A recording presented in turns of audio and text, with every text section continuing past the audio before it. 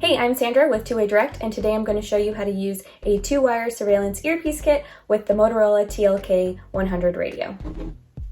So I have the radio here, and on the side I have the audio jack portion, so you'll have to pull that tab down and it'll reveal the audio jack.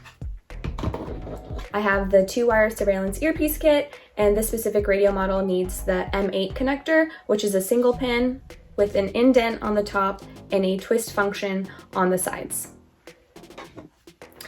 So on the radio, you'll also see an indicator on the front, and you'll have to line those up together. And you're going to hear a small click, and you just have to twist up, and the earpiece is now secure onto the radio. To take it off, you twist down and you pull out.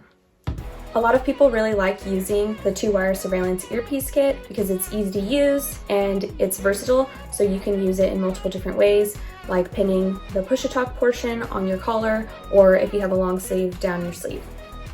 If you want to check out this earpiece and more, visit our website at twowaydirect.com or give us a call at 888-742-5893. Thanks!